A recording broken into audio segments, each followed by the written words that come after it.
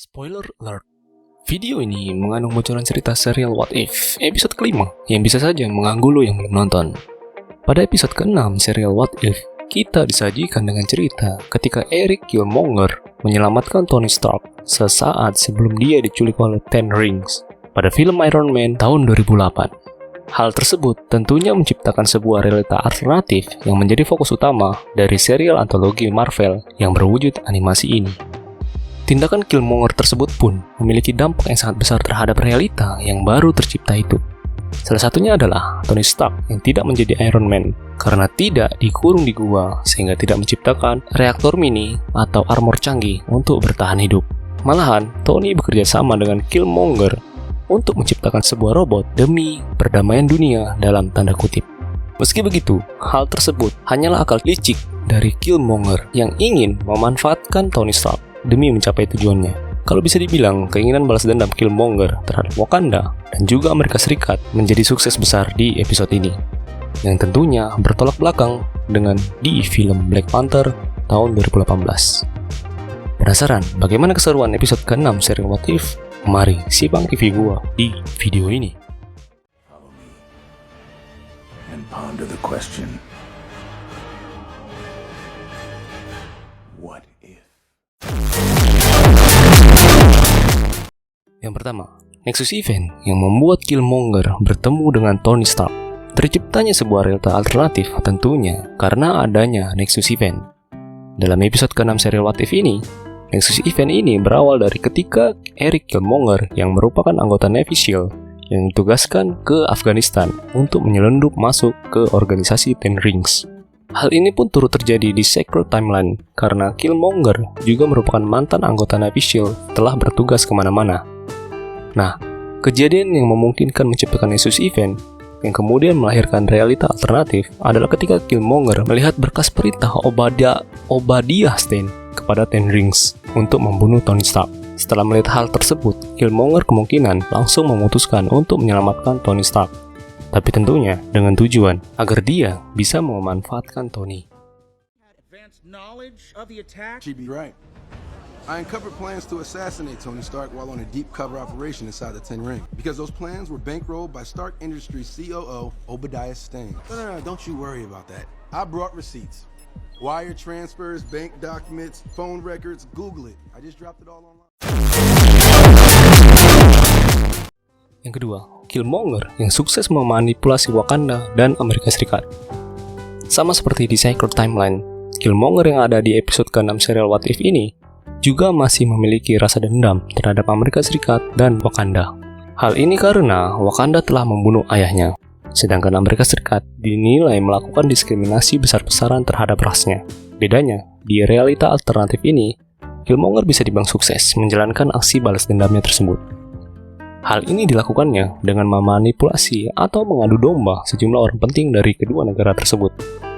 Mulai dari memanfaatkan Tony untuk menciptakan robot bertenaga vibranium hingga menewaskan T'Challa serta Rhodey dan membuat mereka berdua seolah saling membunuh. Kedua tindakan tersebut pun kemudian berujung pada munculnya konflik antara Amerika Serikat dengan Wakanda. Di sisi lain, Killmonger justru dipercaya sebagai petinggi kedua negara yang sedang dia adu domba. Hal ini karena Killmonger adalah mantan anggota pasukan elit Amerika Serikat.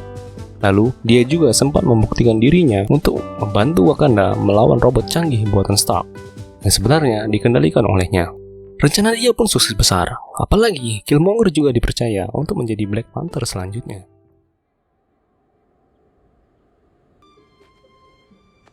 Does it meet your expectations? It surpasses them. I am a loyal servant of Wakanda, Your Majesty. Let me be of service. You shall become the next Black Panther.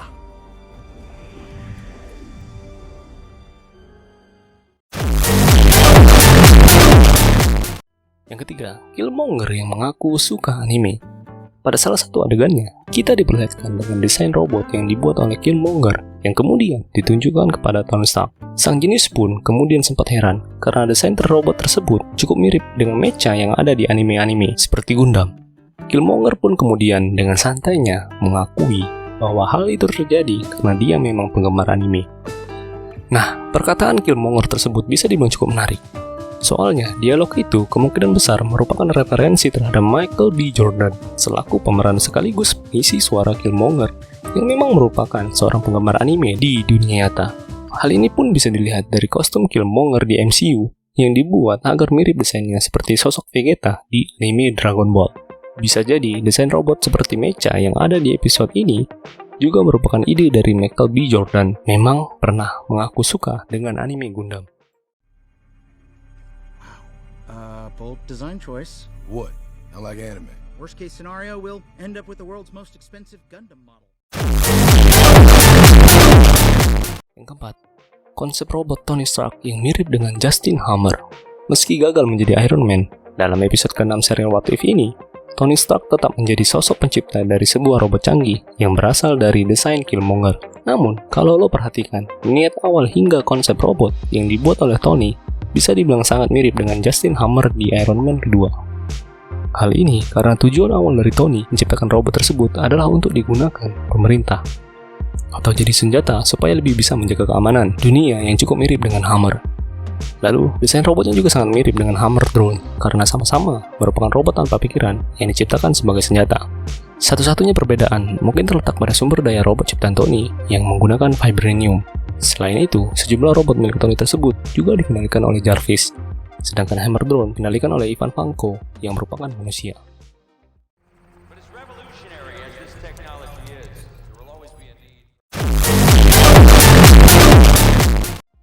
Yang terakhir, kisah episode yang kemungkinan berlanjut. Menjelang akhir episode ke-6 serial What If, kita diperlihatkan dengan momen pertemuan antara Shuri dan juga Pepper Potts. Keduanya pun akhirnya mengetahui bahwa Killmonger adalah sosok pembunuh sejumlah tokoh penting dan juga menjadi dalang dari konflik antara Amerika dan Wakanda. Keduanya pun tampak siap menghentikan Killmonger. Tapi, setelah dialog tersebut, episode ini justru berakhir. Ending tersebut tentunya sangat menggantung karena tidak jelas bagaimana kelanjutannya. Apalagi, setelah kita ingat bahwa What If adalah serial berkonsep antologi yang setiap episodenya tidak memiliki keterkaitan cerita. Meski begitu, sebenarnya masih ada potensi kalau ending di episode ke-6 ini akan dilanjutkan ke musim kedua dari serialnya yang sudah dikonfirmasi bakal digarap. Hal ini karena memang terdapat beberapa serial antologi yang kisah di salah satu episodenya berlanjut, walaupun kelanjutannya tersebut ada di musim selanjutnya. Potensi untuk kisah yang berlanjut ini pun turut terbuka bagi sejumlah episode What If lainnya yang menggantung. Apalagi di trailernya, sempat ada adegan Dr. Strange Supreme episode keempat bertemu dengan Captain Carter dari episode 1. Nah, itulah ulasan gua terkait serial What If episode ke-6. Sambil menunggu review episode terbarunya tayang, mari tuliskan pendapat lo terkait episode ke-6-nya ini di kolom komentar di bawah. Gua tunggu ya.